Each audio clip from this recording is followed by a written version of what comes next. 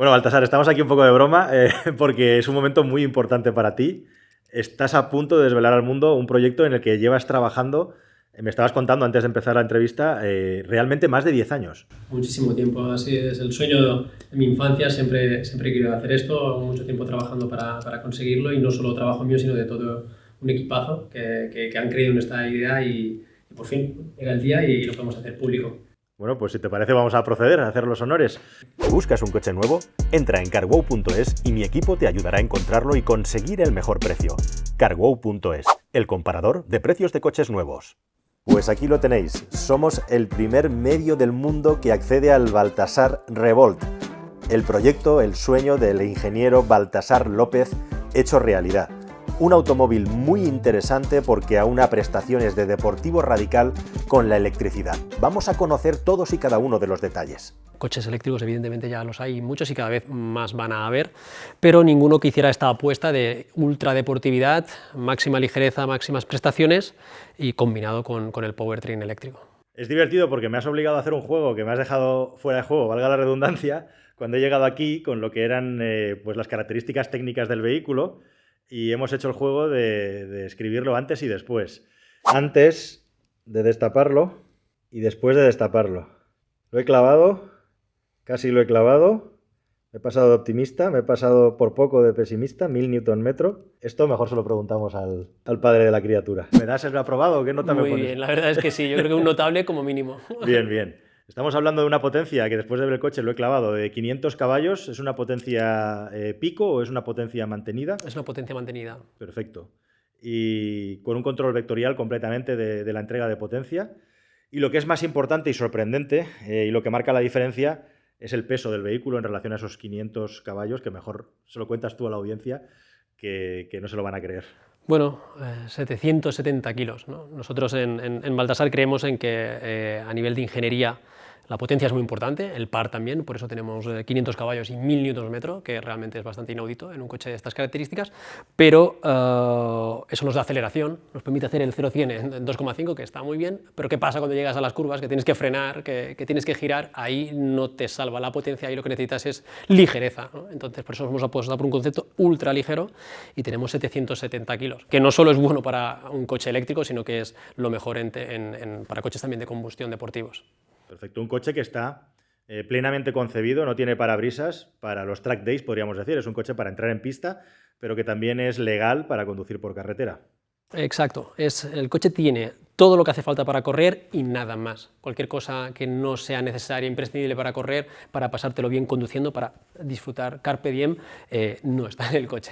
Baltasar, un nombre además muy, podríamos decir, peculiar, ¿no? Es como una apuesta personal de una persona que lleva soñando toda la vida con llegar a este punto. Bueno, a mí soy un apasionado de la automoción, desde pequeño prácticamente aprendí a leer leyendo enciclopedias de coches, de revistas de motor y siempre he idolatrado, siempre me han encantado las historias pues, de Louis Renault, Citroën, Enzo Ferrari, por supuesto, todos los fabricantes. Al final, a mí me parecía un poco raro poner la marca a mi propio nombre, pero al final me siento muy orgulloso. Verdaderamente es la concepción de vehículo que yo tengo en mente y bueno, pues me parecía que no tenía por qué hacerlo diferente que los demás. Es un proyecto que se lleva cocinando a fuego lento y que has conseguido mantener completamente o casi en secreto, podríamos decir, hasta llegar a este punto, porque además estás apostando por hacer un coche a nivel de desarrollo técnico con absolutamente todo diseñado y desarrollado desde casa. O sea, prácticamente todo está hecho con tu equipo de ingenieros.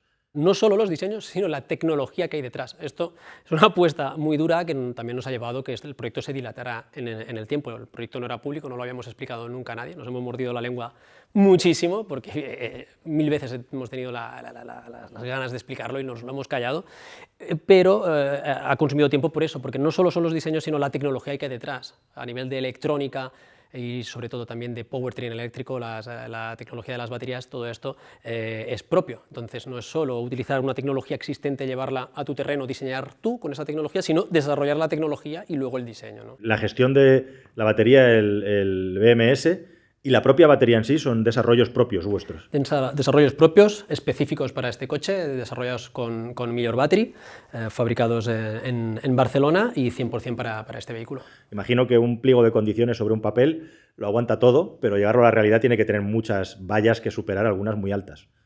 Sí, es muy difícil. Por supuesto, la parte financiera a nivel económico para tirar adelante un proyecto así es muy duro. De hecho, a pesar de que creía que lo dimensionaba bien, que seguramente me quedé corto y ha llevado mucho más de lo esperado. A pesar de que no empezábamos de cero, verdaderamente se ha desmadrado. Toda la parte normativa y toda la parte de que el proyecto sea sólido a nivel de que esté disponible comercialmente y que se pueda fabricar en serie, aunque sea en pequeñas series, que se pueda reproducir, que se pueda replicar, ¿no? No es hacer un coche, sino es hacer un coche teniendo en cuenta que después hay unos procesos de fabricación y que además las cosas tienen que ser rentables. Una cuestión peliaguda siempre que hablamos de coches desarrollados en España.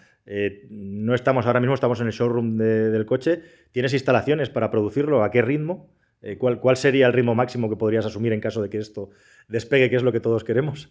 No quiero, igual que no hemos hablado del proyecto hasta que no lo hemos tenido listo, no quiero ponernos una presión adicional en cuanto al mercado, porque sabemos que es muy difícil, normalmente históricamente no lo ha cumplido nadie, ¿no? Decir unas cifras, target y luego cumplirlas, entonces no queremos hablar de esos términos. Lo que sí que podemos decir es que lo tenemos todo preparado para atender la demanda. Evidentemente, ya lo podéis ver, por el tipo de concepto de coche, siempre va a ser un coche de nicho, es una pieza que siempre va a ser muy exclusiva, fabricado 100% a mano, y entonces no vamos a estar hablando nunca, en ningún caso, de miles de unidades. Revisando el coche, lo estaba comentando contigo, me salían nombres como Renault Spider, por supuesto la saga de Lotus, pero también un sabor así clásico, incluso en según qué ángulos, de Ford GT40, hasta McLaren F1. Bueno, en general todos estos coches se parecen bastante por detrás. ¿Cuáles han sido tus fuentes de inspiración a la hora de desarrollar el coche? A ver, principalmente hemos intentado evitar recursos estilísticos vistos o característicos propios de las marcas existentes, pero sí que es inevitable pues, este concepto de líneas fluidas y dinamismo muy bajo. Pues, por ejemplo, coches que has mencionado, el Renault Spider es un coche que cuando yo era pequeño salió en el Salón de Ginebra. Yo tenía el póster en mi habitación y la verdad siempre me ha encantado, ¿no? El Renault Spider dista un tiempo, pero podríamos decir que es uno de los coches que de alguna manera hemos mamado.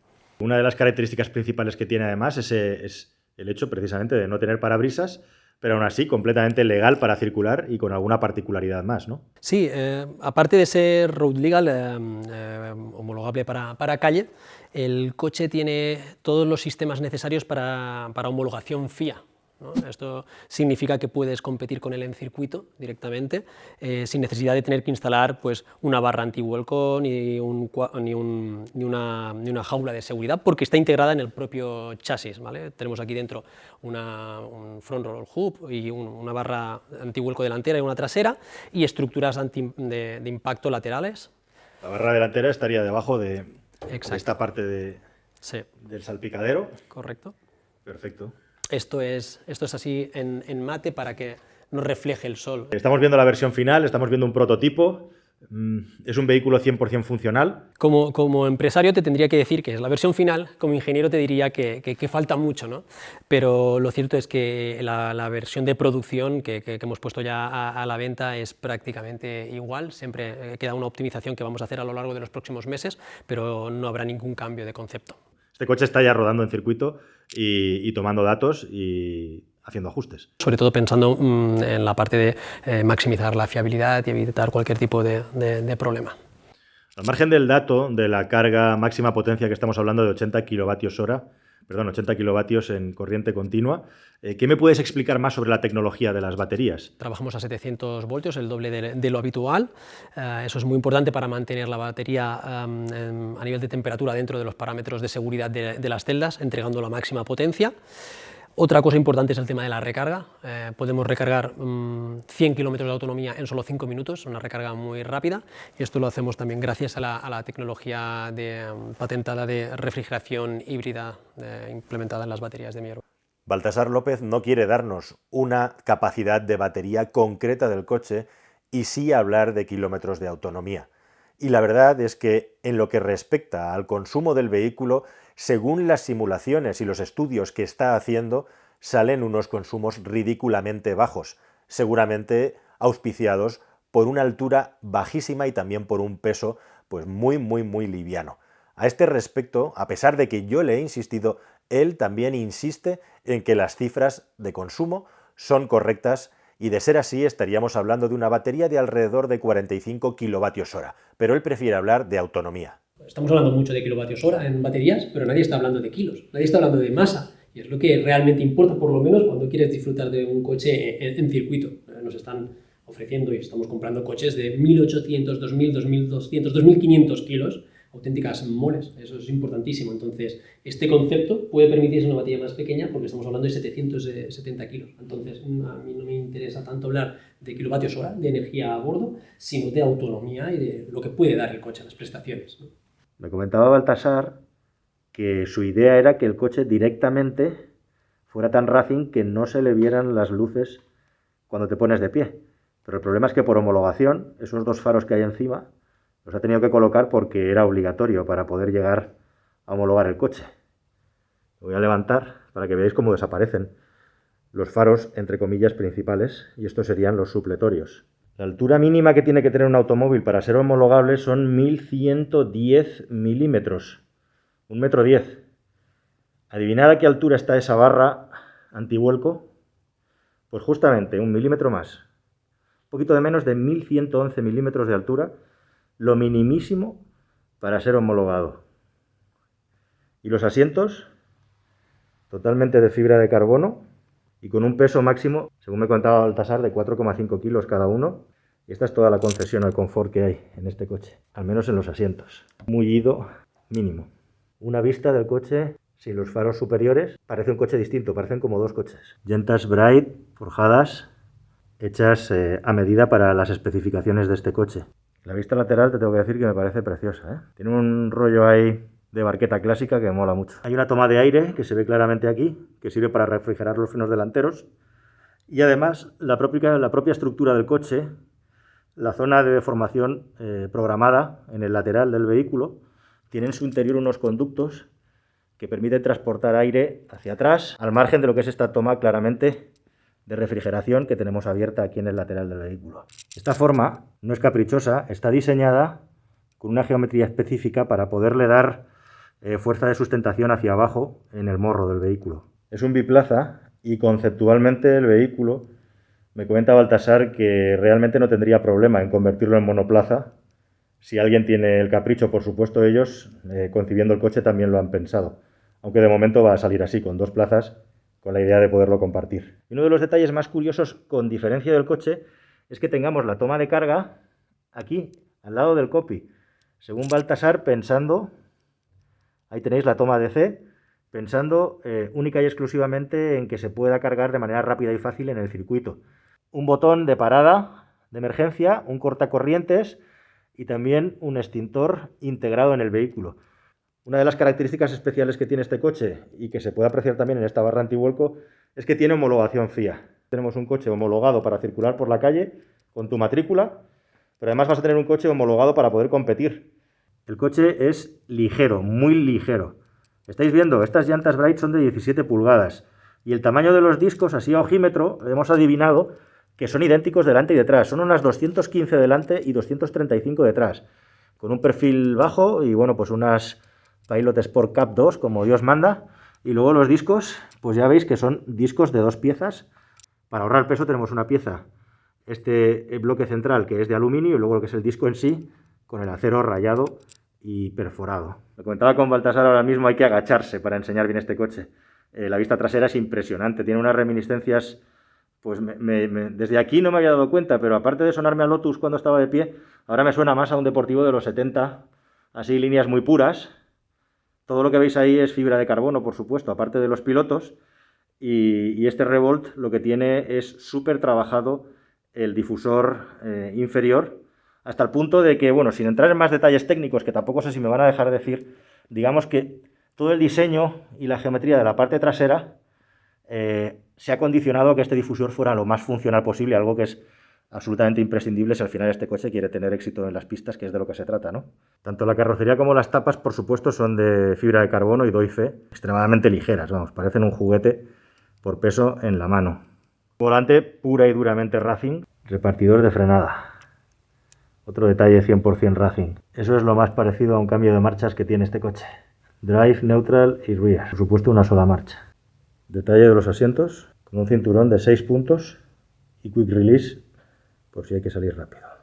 Ese triángulo que veis ahí, que ahora identifica esta unidad de pruebas de test, este proto, en el que tantos años e ilusión se han puesto, es a donde irá grabada el número de unidad, la identificación del chasis de cada uno. Carrocería completamente de fibra de carbono. El chasis es un tubular de acero hecho específicamente con especificación FIA para este coche, para poder competir. La suspensión es tipo push rod, tanto delante como detrás, como si habláramos de un monoplaza, y mezcla fibra de carbono con el aluminio de clase aeronáutica y el Kevlar. Si os estabais preguntando para acceder al coche si este volante se puede sacar como en un vehículo de competi, pues vaya pregunta, claro que sí. Ahí está. Bueno, ¿cómo se entra en un coche como este? Aunque por la forma y por la entrada de aire nos pueda engañar, no hay puertas. Se entra como una auténtica barqueta de competición. Así que una vez que hemos colocado bien los arneses para dejarnos un poco de hueco, pues metemos un pie, metemos el otro pie, opcional agarrarse a la barra para no tener problemas, y ya estamos dentro. Lógicamente, este Revolt, cada cliente pues se va a poder hacer sus ajustes para tener el asiento exactamente con la anchura y el tamaño que necesite. A mí se me queda un pelín justo, pero hay espacio suficiente para 2 personas. Aquí ya me he colocado el volante y la sensación de conducción es impresionante. O sea, es directamente estar sentado en un monoplaza, vas completamente tumbado y con las piernas muy extendidas, como es típico de un coche de carreras, de competición. Yo no me he sentado en un coche así desde que hice aquel vídeo simulando que me subía en un Aston Martin Valkyrie, que realmente era todo falso, pero la verdad es que quedó muy bien. La posición de conducción realmente, cuando estás aquí metido, tienes sensación de que va a pasar algo emocionante. El vehículo conceptualmente se iba a llamar Carpe Diem, y si os fijáis aquí, este círculo con la línea, pues lo que forma es una C por un lado y una D por el otro, ¿no? CD Carpe Diem está dentro de lo que es el concepto que no se ve de este Revolt. El pedalier, aquí lo tenéis, con una separación que es puramente de conducción de monoplaza, es decir, pie derecho acelerador, pie izquierdo freno, con 2 piececitas de estas que deben de andar pues entre los 3 y los 4 kilos, deberá de andar cada una. Tenemos el coche completamente tapado. Solamente tiene cargador de corriente continua, pero tiene espacio en la parte frontal, sería el lugar para colocarle un cargador on-board. Ese concepto de minimalismo te ha llevado a que el cargador de corriente alterna sea opcional, hay espacio para él, pero no lo lleva por ahorrar peso. Pero tenéis una solución para casa más allá de lo que sería un wallbox para un eléctrico convencional, ¿no? ¿Me puedes explicar un poco cuál es el concepto? La cuestión es que el coche, como tú bien decías, se recarga con DC para ahorrarnos el peso del cargador onboard a AC y para hacer la recarga más rápida, y en opción tenemos el cargador en corriente alterna, pero es que además ahora la tendencia que va a venir también va a ser la recarga en casa con DC, cargadores que te permiten cargar directamente en corriente continua para hacer la carga bidireccional, que la carga puede ir de la instalación de casa al coche y del coche a la casa. Nosotros no es que queramos hacer recarga bidireccional, pero hace que esto tenga más importancia el hecho de que la recarga sea solo en DC, porque va a poder ser también en casa. O sea, hoy en día lo normal son cargadores en corriente alterna, pero también cada vez más va a haber la opción de tener en casa cargadores de corriente continua, y eso nos permite tener la recarga del coche directamente en DC, ahorrándonos el peso onboard. No hay ayudas electrónicas a la conducción, ni ESP, ni siquiera hay ABS. Es un coche de conducción pura y dura, y por supuesto pues sería ya un sacrilegio hablar de calefacción, aire acondicionado o un equipo de sonido. Aquí se trata de conseguir el mínimo peso posible a cualquier costa para ganar la máxima diversión posible. Y alguien se puede empezar a plantear track days, pista, tiempos, ¿dónde están los alerones, los splits, etcétera? Sí, esto es algo que teníamos muy claro. Y queríamos que el diseño fuera de líneas puras y que todas las formas siguieran una función, ¿no? Entonces, siempre estás a tiempo de añadir un alerón cuando no has hecho una buena aerodinámica, de añadir un spoiler delantero adicional, de hacer un coche más ancho, más radical, con más entradas, ¿no? Nosotros queríamos que fuera puro y que el coche ya de por sí, de base, fuera totalmente eficaz, ¿no? Es importante tener en cuenta que para desarrollar un producto como este, pues cuando haces piezas que son todas hechas a medida, o sea, aquí no vamos a encontrar prácticamente nada que no se haya hecho a medida, salvo alguna excepción, te tienes que rodear de proveedores de mucha confianza. Y tú me comentabas fuera de cámara que aquí, en el entorno estamos muy cerca del circuito de Montmeló, tienes prácticamente todo lo necesario para fabricar este vehículo de ensueño. Sí, es así. La mayoría de componentes que no hemos fabricado nosotros directamente y que solo hemos especificado, que hemos diseñado para que nos fabriquen fuera, lo hemos podido hacer aquí. La verdad es que siempre se habla de que en España no hay proveedores, que no hay tecnología. Hay que buscarla, hay mucho talento y faltan pues un poquito también de confianza. Nosotros nos sentimos muy cómodos trabajando con proveedores cercanos con los que podemos interlocutar y con los que podemos trabajar las especificidades de nuestros diseños. Habrá quien diga, un coche que no hace ruido, que vibra y que ruge no es un coche de carreras. ¿Tú qué le contestarías a eso, Baltasar? Bueno, que se tienen que montar en esto. Nosotros le hemos llamado Revolt, no es una casualidad, nosotros decimos que esto es la revolución eléctrica de los circuitos, porque rompe ese cliché, ¿no? Verdaderamente cuando conduces esto te das cuenta que lo importante es la ligereza y la capacidad de aceleración. Y no hay mayor capacidad de aceleración que la que te pueden dar más Newton metro, más par. Y el par del motor eléctrico no solo es muy superior que el del motor de combustión, sino que además es lineal y con tope desde el principio. Está disponible a cualquier revolución, ¿no? Además, se da la circunstancia, y ya te digo, yo tampoco quiero enfocar el debate a si esto es mejor o peor que el motor de combustión. Yo soy apasionado de los coches, me encantan, tengo coches también de combustión y seguiré teniendo, que me gustan los coches, no hay por qué elegir, ¿no? Pero tengo que decir que algo que la gente no se suele esperar en el coche eléctrico es la sensación tan interesante de sentir cómo los neumáticos están trabajando. Al final, los únicos puntos de contacto del coche con el suelo son los neumáticos. Y los neumáticos, antes de perder tracción, antes de perder grip, nos avisan, ¿no? Tenemos los enlaces de Van der Waals que se rompen y son ese característico chirrido que se oye. El motor de combustión lo tapa todo esto. Entonces, es realmente muy chulo ir conduciendo y estar escuchando cómo estás perdiendo o no tracción en el eje delantero y en el trasero. Y además escuchar incluso hasta la aerodinámica, ¿no? El viento cortando las líneas del coche es muy interesante también. Es una experiencia, una sensación que invito a todo el mundo a experimentar, porque no voy a decir que es ni mejor ni peor, pero sí que es diferente y que en un coche como este es una auténtica revolución. ¿Podemos hablar de un precio tentativo del vehículo? Sí, el precio es público, son 230.000 euros antes de impuestos. Hablamos en términos de antes de impuestos porque es lo típico en este tipo de vehículos, porque como son para mercados internacionales, depende mucho de los impuestos de cada país de destino y también de las ayudas, porque la paradoja es que un coche como este, pues, según qué países puede llegar incluso a tener ayudas por ser 100% eléctrico. Perfecto. ¿Primeras entregas en 2022? ¿Llegamos? Correcto, sí, llegamos seguro, lo vamos a hacer. Hemos estado esperando porque no queríamos estar explicando que íbamos a hacer un proyecto, qué tal, y que necesitaríamos la financiación, que buscaríamos la fábrica. No, nosotros queríamos salir ya al mercado con el producto preparado y a finales del año que viene sí o sí habrán las entregas de los primeros clientes. Renault Spider, Ariel Atom, Back Mono, Lotus 311, KTM Crossbow. Son algunos de los modelos que podríamos enumerar como precedentes de este bólido llamado Baltasar Revolt.